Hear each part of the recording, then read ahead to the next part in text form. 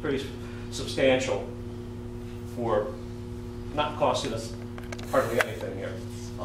So that's kind of giving you comparisons on that. How about time to implement? Here's what we're talking. For the BRT services, to build those and whatnot are the red bars for Beersmill Road. 2023 versus 2016 is when Wilmotto began its service. 2024 Colesville Road versus 2016, again for the Wilmotto service. And 2026 for Rockville Pike versus 2019 for the Ride On Plus service. So if you're talking about needing this kind of service, which would you rather have? Within a year, 4 years, or 10 years? So I'd rather wait 10 years for a bus on Rockville Pike. You're a patient man, Jerry. Could be in the red or in the black. So, well, I also heard some homeless said that they can stay for 10 years waiting for the bus to come and give them a good reason for camping out at one location. So the other thing that I guess some of you heard me talk about before is the Reimagining Transit Project. The main leader in that is in Houston, Texas, where what they did was completely wipe the bus route map clean, because they said, why should our buses be following 70-year-old routes that used to be old streetcar routes, because the city in 70 years has actually changed a little. And so what they did was have a data-driven analysis where people live right now, where the jobs are. So what they did was come up with a new grid network of bus routes that are connecting people because the system is more efficient. You're getting 15-minute frequency for most of the core service area, including on weekends. 90% of routes have 10 to 20-minute shorter travel times. So that's a significant achievement right there. ITDP, when they did their study of BRT here in Montgomery County, they were saying under the most optimal condition, you're going to get about a 10-minute travel time improvement. So again, how do you want to spend your money? 93% of riders will be using the current bus stops, and 90% will be within a quarter mile of a bus stop.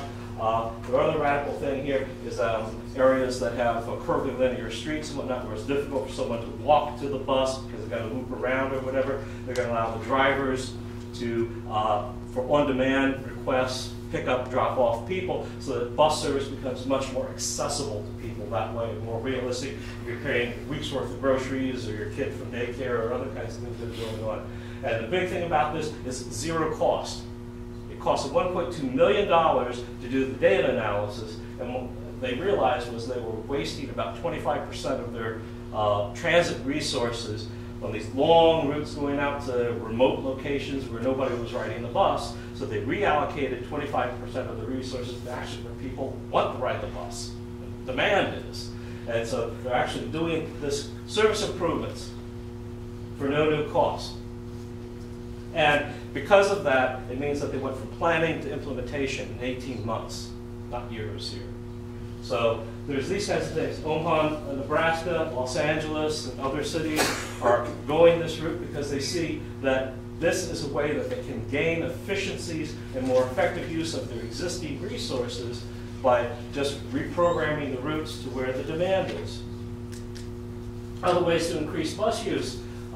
Eliminate fares on ride-on buses. As we've said before, that would be about $21 million as opposed to billions for capital and hundreds of millions for operating expenses.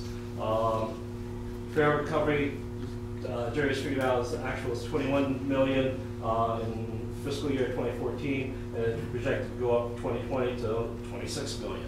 So it's pretty minimal here. The enhanced express buses provide limited stop express service in high demand areas, relatively low cost to the county.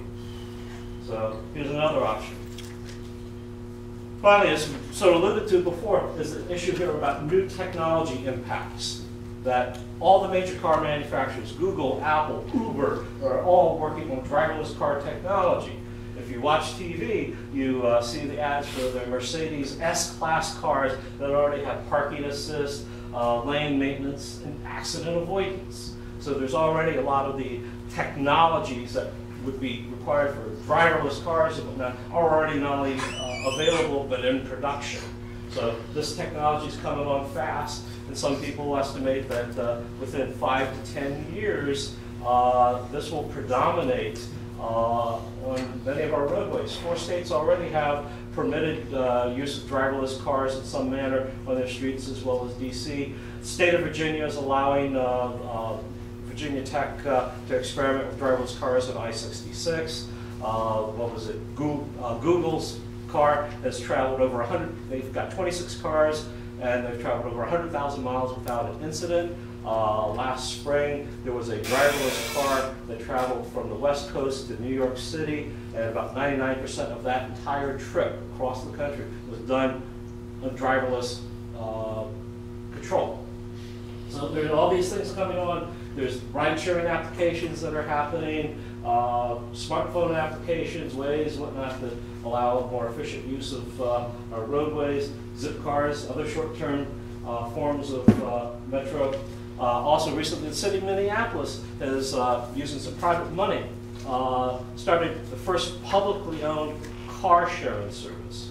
So even now, there's this concept that public governments are getting into some of these things like Zipcar and whatnot. So the lines are beginning to blur as well as far as privately owned vehicles and cities. And one of the reasons for all of this is getting more efficiency. A privately owned vehicle spends 99% or 90% of its time parked. So they've estimated, for example, the city of Singapore has 800,000 privately owned vehicles. If driverless technology comes available, car sharing and whatnot, that same level of mobility provided by 800,000 cars could be provided by 300,000 cars. Excuse me, I hate to interrupt, Yeah. but we're at 9:30 now, so Okay. thanks a lot, you guys. A lot of stuff. There's a lot of information, so Is this going to be on the web? That's why we're videoing. Okay. yeah. All So, right, thank you. Okay, A few thanks so slides will be much. corrected and put on our website also.